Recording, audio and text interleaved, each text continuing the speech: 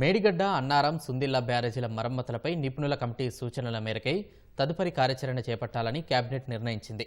తాత్కాలికంగా నీళ్లు ఎత్తిపోసి రైతులకు అందించే సాధ్యాసాధ్యాలను పరిశీలించాలని అధికారులను సీఎం ఆదేశించారు. బ్యారేజీల్లో తాత్కాలిక మరమ్మతు పనుల పర్యవేక్షణకు ప్రత్యేక ప్రధాన కార్యదర్శిని ముఖ్యమంత్రి నియమించారు. కాళేశ్వరం ప్రాజెక్టులపై భాగంగా నిర్మించిన మేడిగడ్డ, అన్నారం, సుందిళ్ల ప్రాజెక్టులపై మంత్రివర్గంలో సుదీర్ఘంగా చర్చ సాగింది. మేడిగడ్డపై ఎన్డీఎస్ఏ ఇచ్చిన మధ్యంతర నివేదికపై చర్చించింది. ఎన్డీఎస్ఏ సూచనల మేరకు 3 డ్యాంలపై పరీక్షలు పూర్తయ్యాక ఆ నివేదిక మేరకు పనులు చేయాలని నిర్ణయించింది. అప్పటి వరకు రైతులకు ఇబ్బంది కలగకుండా తక్కువ ఖర్చుతో తాత్కాలికంగా నీరు లిఫ్ట్ చేసే అవకాశం ఉంటే పరిశీలించాలని అధికారుల్ని ఆదేశించినట్లు మంత్రి పొంగులేటి శ్రీనివాసరెడ్డి తెలిపారు. ఈ 3 డ్యాములలో గేట్లు ప్రీఫ్లోలో ఉంచాలి తప్ప ఒక్క చుక్క నీరు కూడా ఆపొద్దని, ఏవైనా రిపేర్లు చేసినా ఆ డ్యాము ఉంటదో ఉండదో మేము చెప్పలేము అని, టెస్టులు కంప్లీట్ అయ్యేంత వరకు ఫర్దర్ గా ఏ రకమైన పని చేయొద్దని చెప్పడం జరిగింది. కేంద్ర ప్రభుత్వ సంస్థకు సంబంధించిన కంపెనీలతో టెస్టులు చేయాలని 3 కంపెనీలను వాళ్ళు సజెస్ట్ చేశారు. ఈ 3 కంపెనీల్లో ప్రతి డ్యాముకి 2 కంపెనీలతో, అంటే 2 ఒపీనియన్లు తీసుకొని నేషనల్ డ్యామ్ సేఫ్టీ అథారిటీ వారు ఇచ్చిన సూచనలకు అనుగుణంగానే నడుచుకోవాలని కేబినెట్ నిర్ణయించడం జరిగింది.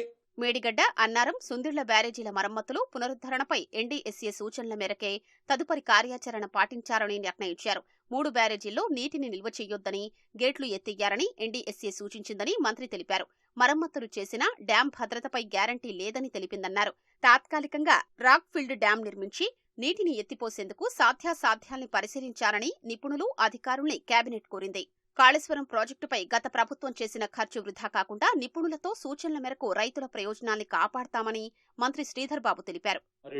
మేడిగడ్డ గాని, అన్నారం గాని, సుందిళ్లకు సంబంధించిన బ్యారేజీలకు సంబంధించిన అంశాల విషయంలో సాంకేతిక నిపుణులు ఏం చెప్తే స్పష్టంగా ఆ విధంగా చేస్తే బాగుంటుంది, అదే విధమైన ప్రయత్నం చేయాలి, అదే విధమైన చర్య తీసుకోవాలని ఒక నిర్ణయం తీసుకోవటం జరిగింది. ఎందుకంటే ఇంతపూర్వకం సాంకేతిక నిపుణులు చెప్పింది వినకుంటే ఏమైందో మనం అందరం చూసినాం, రాష్ట్ర ప్రజలందరూ చూసినారు. మళ్ళొకసారి ఆ విధంగా జరగకుండా ఉండాలని ఒక అభిప్రాయంతో, ప్రజాధనం దుర్వినియోగం కావద్దనే ఒక ప్రధానమైన అంశంతో సాంకేతిక నిపుణులు ప్రత్యేకంగా దేశానికి సంబంధించి డ్యామ్ సేఫ్టీ అధికారులు చెప్పిన విధంగా రేపు రాష్ట్రానికి సంబంధించిన ఇరిగేషన్ అధికారులు మరి ఆ విధమైన ప్రయత్నం చేసి రైతుల ప్రయోజనాలను కాపాడే కార్యక్రమం చేసి తీరుతామని మేము ఈ విషయంలో ఒక స్పష్టతతో మేము ముందుకు వెళ్తున్నామని రైతు సోదరులందరికీ కూడా మనవి చేస్తా ఉన్నాం. మేడిగడ్డతో పాటు అన్నారం, సుందిళ్ల బ్యారేజీల తాత్కాలిక మరమ్మతులు ప్రారంభమయ్యాయి. ఒప్పందం ప్రకారం నడుచుకోని నిర్మాణ సంస్థ, బాధ్యులైన ఇంజనీర్లపై కఠినంగా వ్యవహరిస్తామని సీఎం రేవంత్ రెడ్డి హెచ్చరించిన నేపథ్యంలో కదలిక వచ్చింది.